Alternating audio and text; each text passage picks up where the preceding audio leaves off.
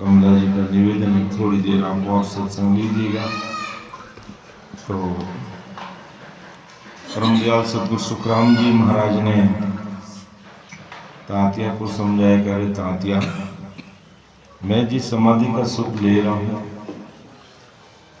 और यही सुख अगर आपको लेना है तो ये त्रिकुटी के आगे 3 ब्रह्म के 13 लोक हैं, उसकी तुझे घट में परीक्षा करनी पड़ेगी, तब जाकर के हमें उस समाधि का सुख मिलेगा। सुरेश जी के त्रिकुटी में सुख 5 है, महिमा मेरी जान, माया के सुन लोक में देवत सुख बखान, देवत सुख बखान देश परगत के माही, प्रेम रूप सब सुख और ऐसे कुछ नाही, सुख राम ज्योत का लोक में, ज्योत का दिया जान, त्रिपुटी में सुख 5 है, महिमा मेरी जान। कि त्रिपुटी में जब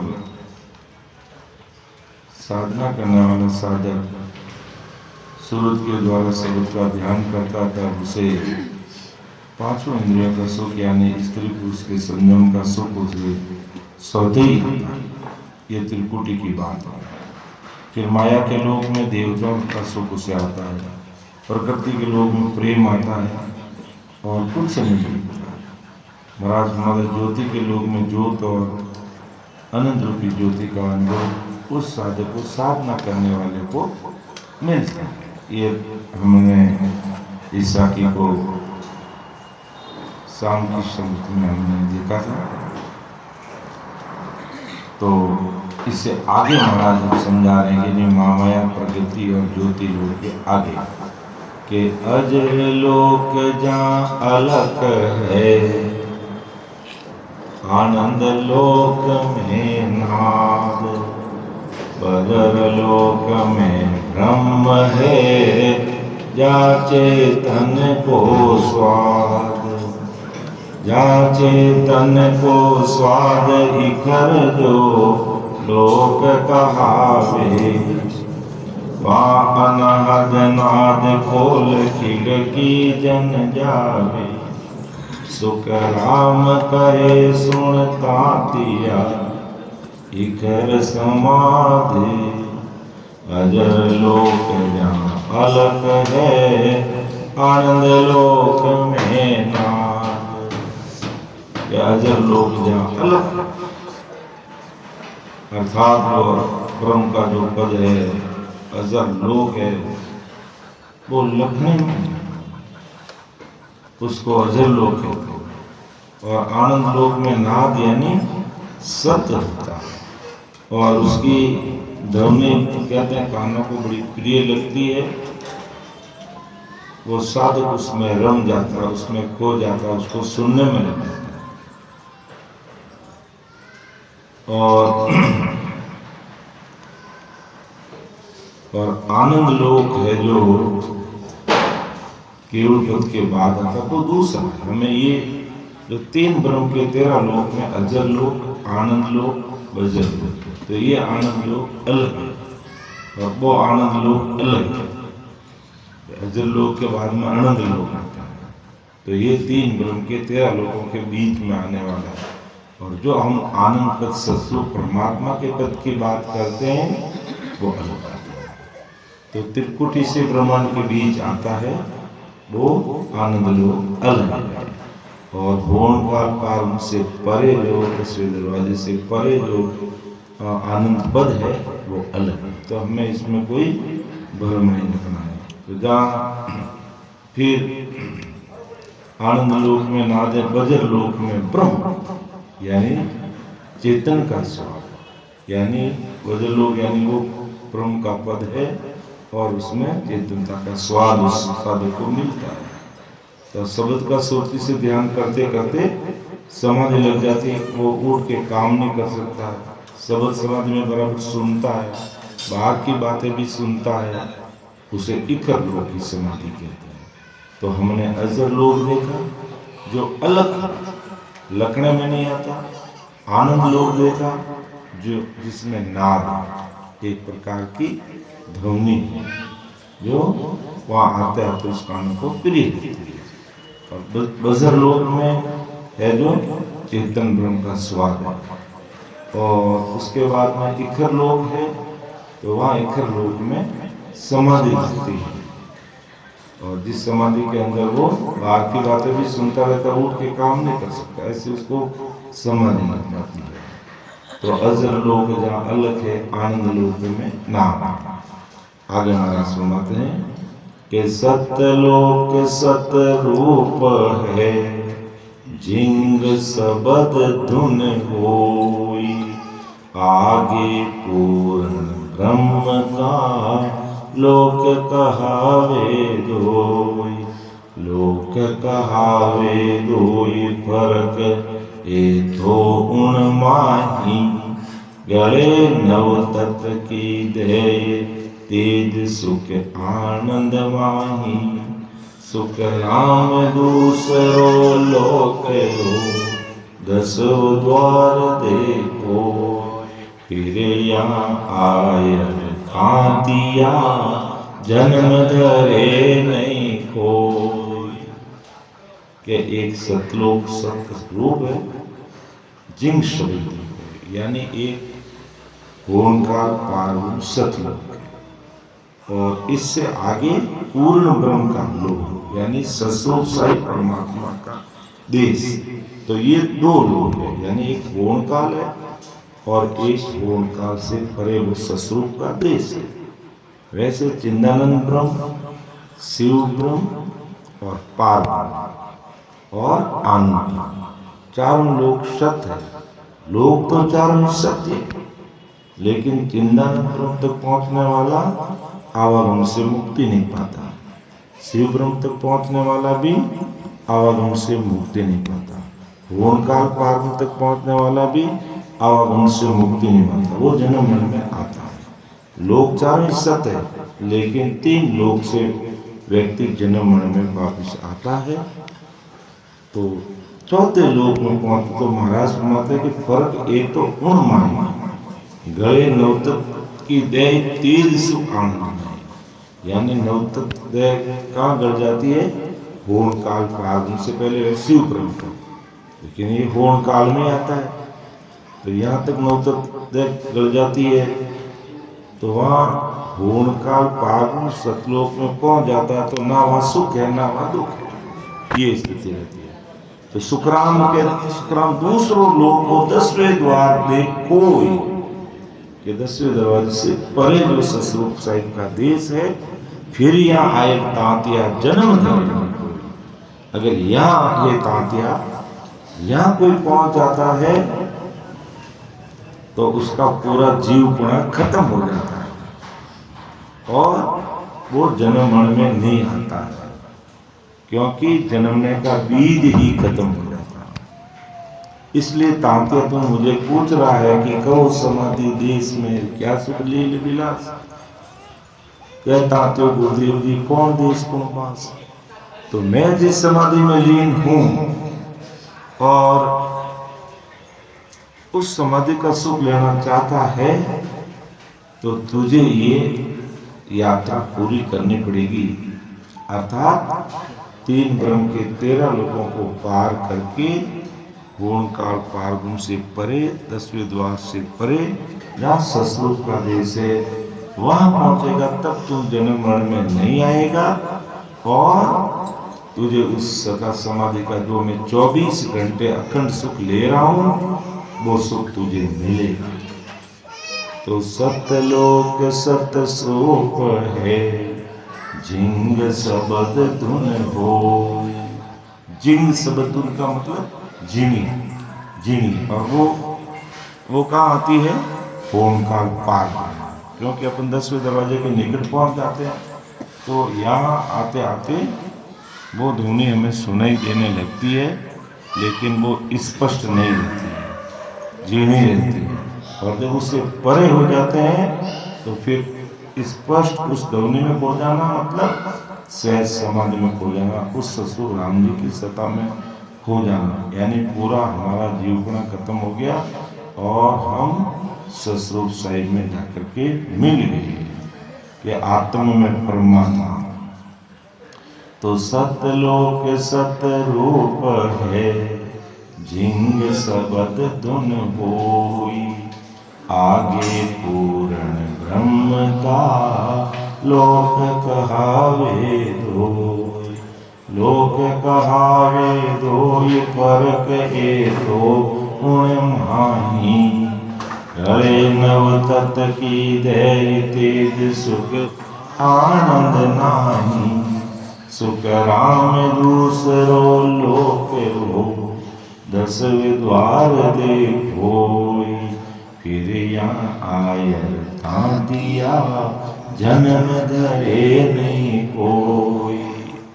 फिर महाराज आगे फरमाते हैं, अगली साखी में क्या कहते हैं महाराज, बहुत समझ की बात है जो उस समय महाराज ने तात्या को समझी, और आज महाराज अपने अनुभवी वचनों के द्वारा हम सब भाई बहनों को समझा रहे हैं। पास आज हमें महाराज समझा रहे हैं, क्योंकि महाराज के आज अनुभवी वचन है तो किसके लिए है?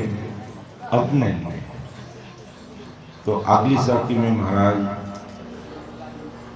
चेतावनी उपदेश हिदायत दे रहे हम सबको कि ओ सुन सुन नर ज्ञान वेद, हृदय थिर कर है, सब सुर गुण विद छाड़ शीस, सतगुरु पद धर है। वे 84 माय हंस कबो न आवे, ना देवत के लोक स्वर्ग में नाय रहावे।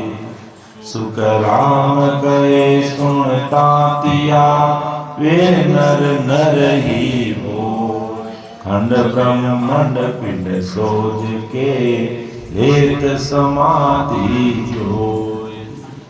बहुत बड़ी समझ की बात महाराज आज हम सब भाई बहनों के सामने कि ओ सुन सुन नर ज्ञान, कि महाराज के अंडे भाई बहनों को सुन सुन करके वेद हृदय स्थिर कर, कि महाराज के इस वेद को हृदय में स्थिर करना मतलब हृदय में धारण करना, यानी इस वेद विधि से भजन में लग जाना।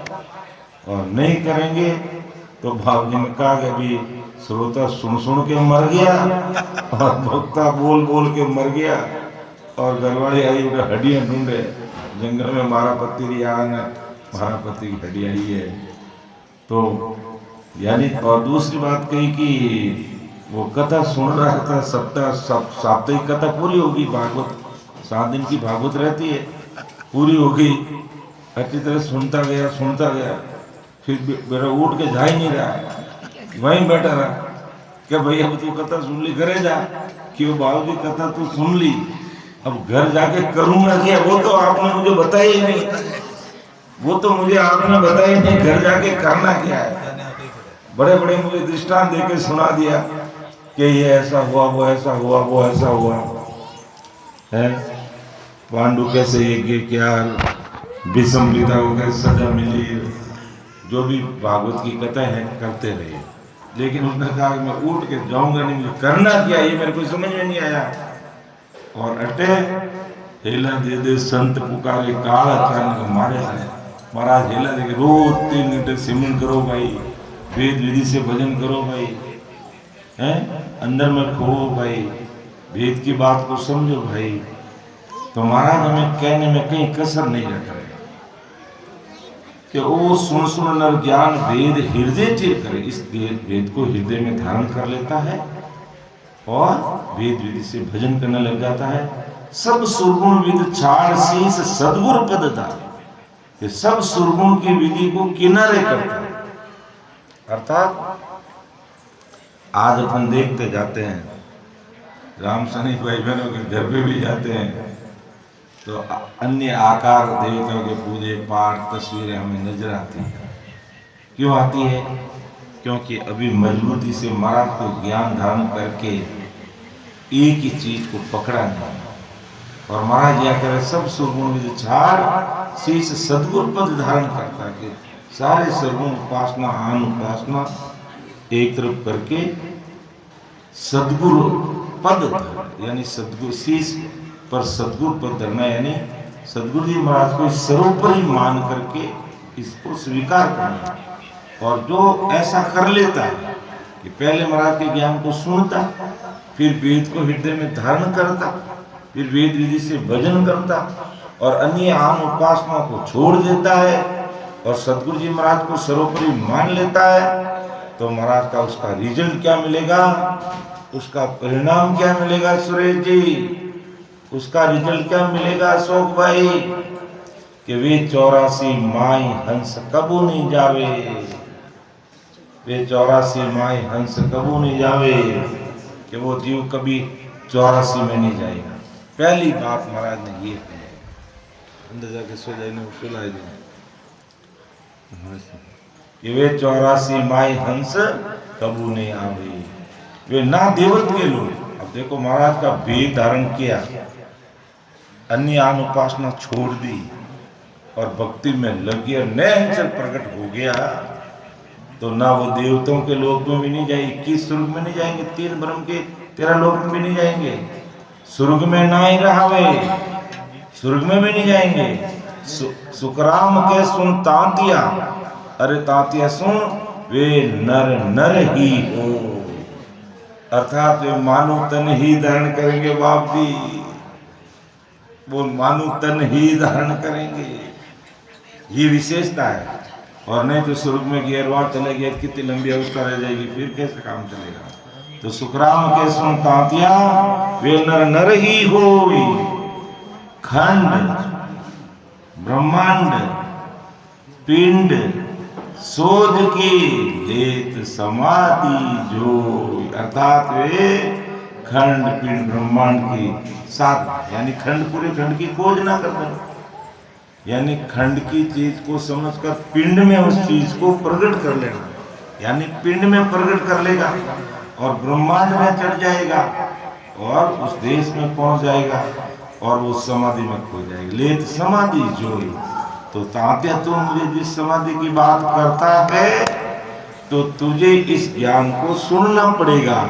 फर्स्ट ऑफ ऑल ये पहली कंडीशन है कि भी हमें प्रथम हम सत्संगत की नहीं, फिर शुद्ध बुद्ध ज्ञान अक्ल सब लीजिए, तो हमें ये ज्ञान को सुनना पड़ेगा, फिर हृदय में धारण करना पड़ेगा और वेद विधि से भजन करना पड़ेगा और सब सुरगुण विधि को छोड़ना पड़ेगा और शीश सदगुरु पद को सर्वोपरि अपने शीश पे मानना। तो वे 84 माई हंस कबू नहीं आवे, ना देवत के लोग, वे देवताओं के लोग में भी नहीं जाते, स्वर्ग में नहीं जाते। और नहीं तो आज आम जनता सामान्य व्यक्ति क्या कहता है, राम जी मैंने स्वर्ग में भेज दीजिए, और स्वर्ग में तो वहाँ के जाने पे पता चलता है कि वहाँ पर समय होने पर काल वहाँ पर भी उसकी गर्दन मरोड़ता है। सरदलीप राजा जब देवताओं के पक्ष में गए तो देवताओं के राजा इंद्र ने कहा कि अब तुम्हारी मौत आ गई, तुम स्वर्ग में बैठे रहो। जब उसने कहा कि मैं स्वर्ग में बैठ के क्या करूँगा, तुम्हारी उम्र बीतने पर तुम्हारी काल गर्दन मरोड़ता है तो मेरी भी मरोड़ेगा, तो यहाँ भी काल की पहुँच है, तो बोल अब तू क्या करेगा। उसको पता चल गया कि मेरा 2 दुगनी बाद मौत है। तब का मुझे इंद्र भगवान अपने विमान में बिठा के मुझे मेरे घर पे भेज दे, क्योंकि मेरे घरे पुरुष एक भारी। वो पुरुष तो पहले भी आते थे लेकिन पहचाना नहीं, जाना नहीं, समझा नहीं कि कितने पराक्रमी हैं। और स्वर्ग में गया तब पता चला कि वो संत बड़े पराक्रमी हैं, उनके पास सस्वरूप में भेजने का ज्ञान है। और मैंने उसको जाना नहीं, समझा नहीं, हल्के में ले लिया। लेकिन स्वर्ग में आने पर मुझे पता चला, और अब वो संत मेरे घर पे, मेरे द्वार पे, दरबार में आए हुए हैं। इसलिए मैं इस क्षणिक समय में उनके पास जाऊंगा, तो वो मुझे इस काल से बचा सकते हैं और मुझे अगति में जाने से वो रोक सकते हैं। तब फिर वो सरदलीप राजा मर्तलोक में आता वापिस स्वर्ग से, और संतों को देखते आंखों में आंसू बहने लग जाते हैं।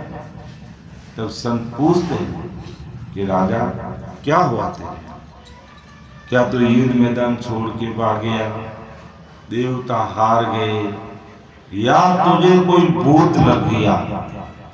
क्यों महाराज, मुझे कोई भूत नहीं लगा, मैंने युद्ध भूमि नहीं छोड़ी, मैं जीत के आया हूँ और देवताओं को जीताया हूँ।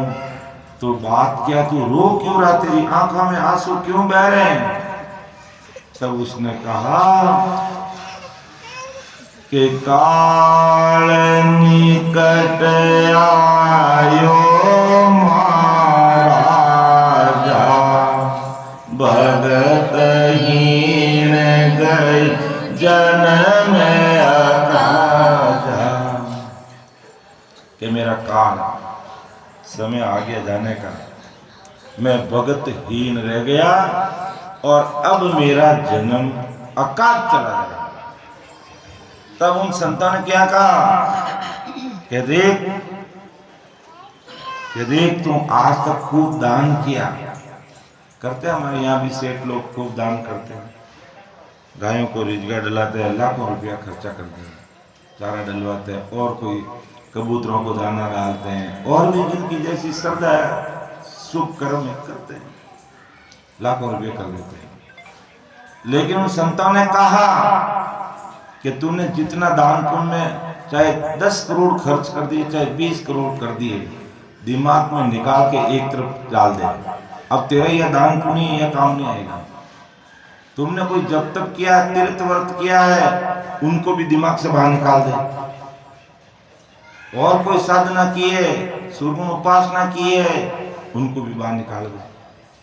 कहा बाबूजी मैंने किया ही यही, कमला भाई किया ही यही, और अब आप क्या करोगे, इनको ही बाहर भगा दो, खूंटी में टांग दो।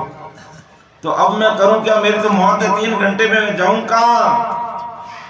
क्यों बैठ एकांत में आसन लगा और भेद विधि से भजन कर, तेरी अधोगति से तू बच जाएगा।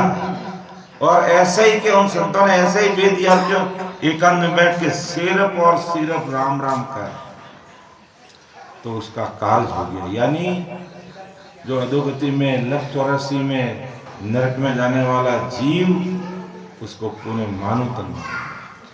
तो महाराज मत ऐसा राम नाम का भारी पराक्रम। लेकिन ये समझ कब आती है? धीरे धीरे महाराज के ज्ञान को लगातार सुनते हैं, तब जाकर के समझ आती है कि वास्तव में हम करोड़ों रुपये कहाँ पर खर्च करते हैं और हमें कहाँ करने चाहिए। ये समझ महाराज के ज्ञान सुने बिना आ नहीं सकते। और जिन्होंने ऐसा कर लिया, वेद विधि से भजन में लगे, वे 84 माई हंस कबू नहीं आवे, ना देवत के लोग स्वर्ग में ना, देवताओं के लोग स्वर्ग में नहीं जाते। सुखराम के सुन तांतिया, वे नर नर ही होई, अर्थात उनको मानु तन ही मिलेगा। खंड ब्रह्मंड पिंड सोच के लेख समाधि जोई, अर्थात इस पिंड में खोजना करके एक एक स्टेशन को पार करते हुए वो सत्य स्वरूप साहिब के देश की समाधि में लीन। ये तात्या तुझे मुझे पूछा कि तुम कौन से देश की समाधि का सुख ले रहे हो? मैं उस अमर लोक की समाधि का सुख ले रहा हूँ, और उसमें तुझे घर होना है, तो ये सारी बातें तुझे छोड़नी पड़ेगी, तुझे क्लियर करनी पड़ेगी, और वेद विधि से तुझे भजन करना पड़ेगा। और वो चीज तुझे कहाँ मिलेगी कि तत्रूपी गुरुदेव परक शरणे आवे। तत्रूपी गुरुदेव, जिनके पास तत्व निहंचर है, उसके पास जाके तुझे भेद लेना पड़ेगा कि तत्रूपी गुरुदेव परक शरणे आवे। राम राम ओ पद सिवर घटनाव जगावे। उलट पिछम के घाट में रही कीसों फोड़े। घिगन मंडल को छेद आन त्रिकुटी मन जोड़े।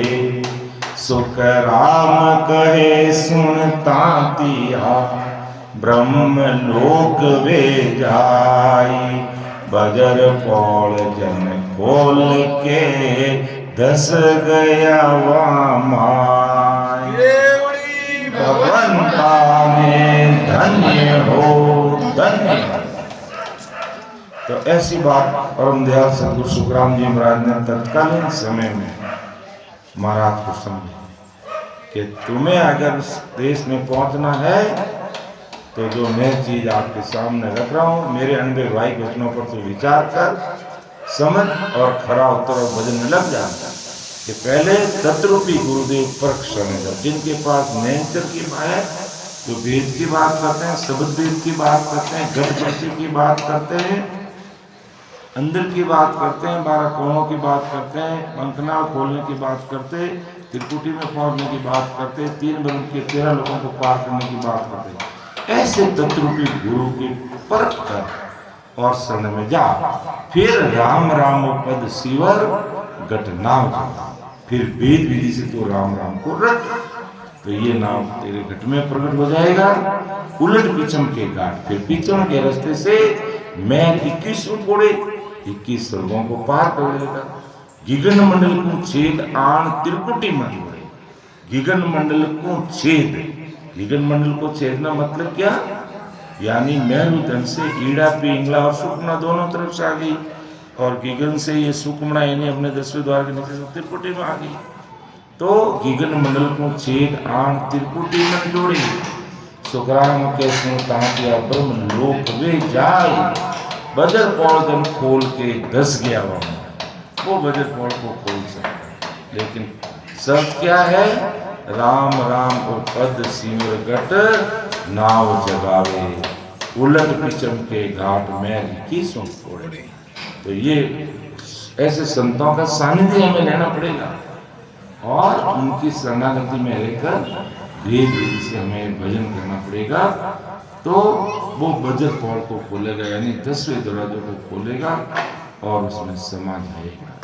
ऐसा महाराज ने तत्कालीन समय में तांत्या को समझा। और महाराज आज हमें परम दयाल सदगुरु सुखराम जी महाराज आज हम सब भाई बहनों को समझा रहे हैं कि हमें ऐसे तत्रूपी गुरुदेव का शरणा लेकर के वेद विधि से भजन करना, और कम से कम 3 घंटे भजन करने का प्रयास करो। महाराज ने कहा सांसों सांस कई हरि नाम फिरे रचना मुख में दिन रात। महाराज ने तो दिन रात की बात कही है, रात दिन 24 घंटे रचना चलती रहनी चाहिए, लेकिन कम से कम 3 घंटे तो एक आसन पर बैठो। एक आसन पर बैठेंगे कुछ न कुछ हलचल तो होगी। मारवाड़ी में राजस्थानी में कह रहे हैं कि गाय फोटो करे नहीं, यानी गाय पोटी करती है, पोटी यानी गाय फोटो करे और उन्हें वापिस उठाओ तो किन की तो हाथ रेत लगी है, किन की तो लेने पड़ी है। तो 3 घंटे अगर कोई भाई बहन बैठ जाएंगे तो जरूर उसके अंदर कुछ न कुछ हलचल होगी, कुछ न कुछ उसकी अनुभूति आएगी। और अब बैठेंगे नहीं, हम 3 घंटे बैठे तो उसमें भी फोन हमारे पास में रहता है। एक आधा घंटा भजन किया और आधा घंटा फिर 5 घंटे बाद में बैठता है, फिर 5 घंटे पूरा और आधा घंटा शाम को बैठ गया। तो ऐसे आधे घंटे से काम आधा ही होता, फिर पूरा काम नहीं होता। और पूरा काम करने के लिए संतोष भाई जी रात और दिन भजन में लगना पड़ेगा, तो हमारा कार्य हो जाएगा, उसे कोई रोक नहीं सकता है, क्योंकि ऐसी राम जी की ये अद्भुत रीत है। तो अपन एक पद लेंगे, अवधू उदय कहानी रे, अवधू उदय कहानी।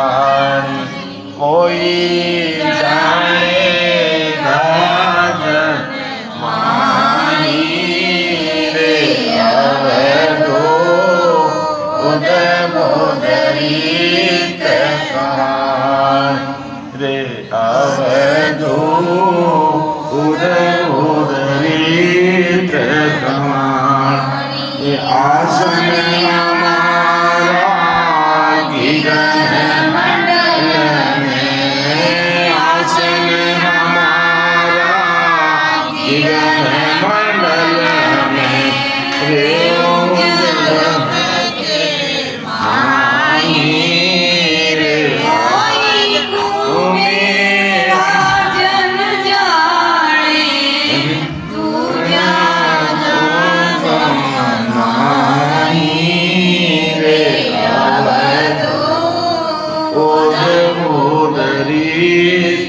कहानी रे अवधू उदबोधरीत कहानी कोई जाने साजन माही रे अवधू उदबोधरीत कहानी अवधू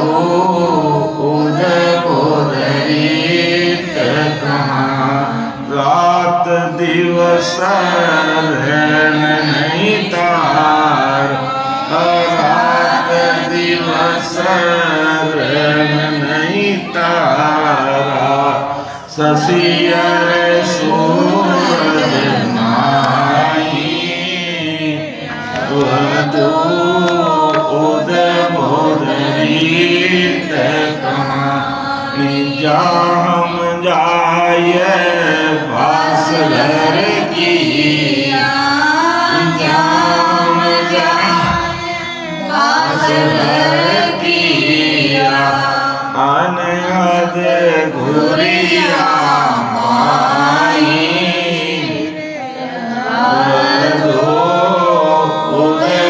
उदबोधरीत कहानी रे अवधू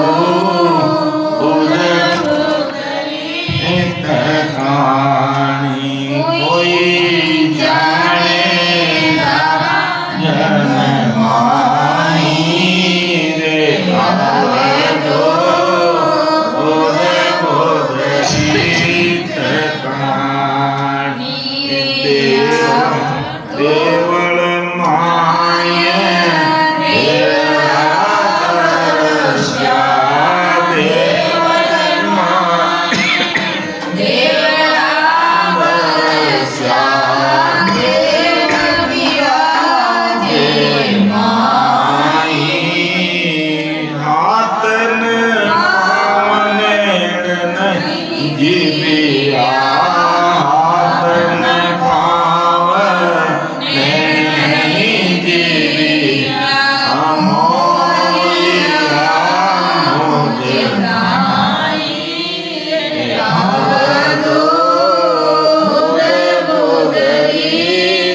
कहानी रे अवधू उदबोधरीत कहानी आठों पार्वती सोगड़िया आठों पार्वती सोगड़िया